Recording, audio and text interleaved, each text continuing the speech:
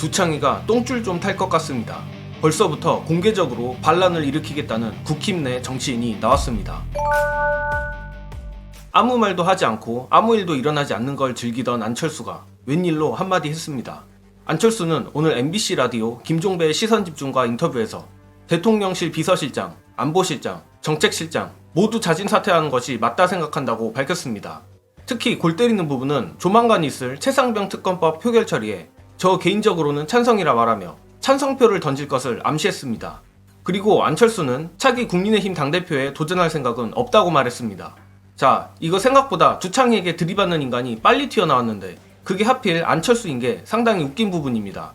특히 현재 국민의힘 내부엔 언제든 통수를 칠 수 있는 극한의 기회주의자들만 득실거리는 상황이고 그 와중에 간만 보는 안철수가 대놓고 들이받는 걸 보면 생각보다 안철수 같은 인간들이 많다는 뜻이며 분명 추후 반란 분자들이 더 튀어나올 것으로 보입니다. 만약 이렇게 된다면 제가 장담하건대 윤두창이는 오히려 민주당을 탄압한 것만큼 혹은 그 이상의 검찰 캐비넷으로 이들과 혈투를 벌일 것 같습니다. 여러 번 말씀드렸듯이 이번 정권이 무너지게 된다면 그 계기는 김건희 특검이나 50억 클럽 특검보다 대통령 임기 중에 대놓고 벌어진 최상병 수사 외압건이 될 확률이 매우 높다고 생각합니다. 심지어 특검을 통한 수사도 수사지만 추가로 밝혀질 내용을 제외하고 현재 언론에 나온 의혹들만 진짜라고 가정해도 두창이는 빼박 빵에 가야 합니다.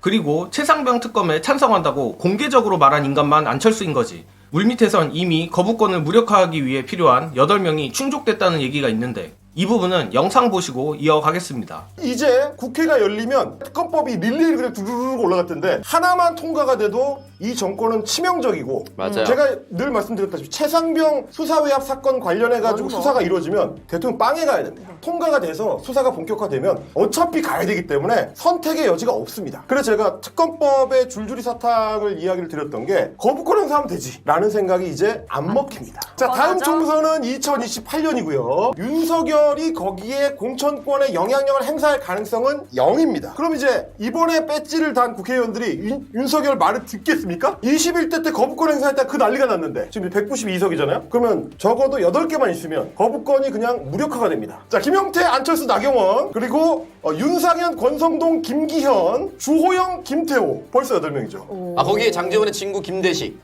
제가 봤을 때 부산에서 최소한 3명 이상 나옵니다. 정현욱 뭐 이런 게 지금 신경 쓸 것 같아요? 정현욱 한동훈과 사진 찍은 사람입니다. 심지어 윤두창이에겐 이런 골 때리는 상황을 타개할 수 있는 정치력도 없을 뿐더러 검찰을 동원한다고 해도 지금까지의 민주당을 향한 표적 수사도 별 성과가 없지 않았습니까? 그런 마당에 국민의힘 반란파까지 전선을 넓히면 검찰의 과부하도 과부하지만 그때부터는 과연 검찰도 두창이의 말을 제대로 들을까 싶은 생각이 듭니다. 다만 너무 행복회로를 돌려서는 안 됩니다.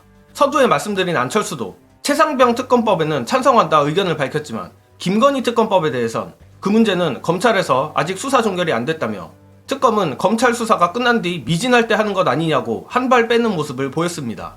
즉 최상병 특검은 찬성하고 사실상 실세인 김건희에 대한 특검법은 여지를 남긴 것만 봐도 두창이를 진짜로 날리려는 생각보다 이제 총선도 끝났으니 누가 힘의 역학구도에서 위에 있는지 일종의 세과시를 한 거라고 봅니다. 당연히 두창이가 힘이 빠진 것은 사실이나 검찰 캐비넷이 여전히 무섭기는 무서울 수밖에 없는 거죠. 아무튼 향후 정국이 굉장히 흥미롭게 돌아갈 것 같은데 끝으로 여전히 많은 분들이 범진보 진영이 200석을 달성하지 못한 것에 아쉬워하고 계십니다. 하지만 이것저것 여러 정무적 판단을 해봤을 때 지금의 의석이 꼭 나쁜 것만은 아닌 것 같습니다. 김어준 총수가 해설하는 이번 총선 범진보 189석 의석이 나쁘지만은 않은 이유 공유드리며 이번 영상은 여기까지 하겠습니다.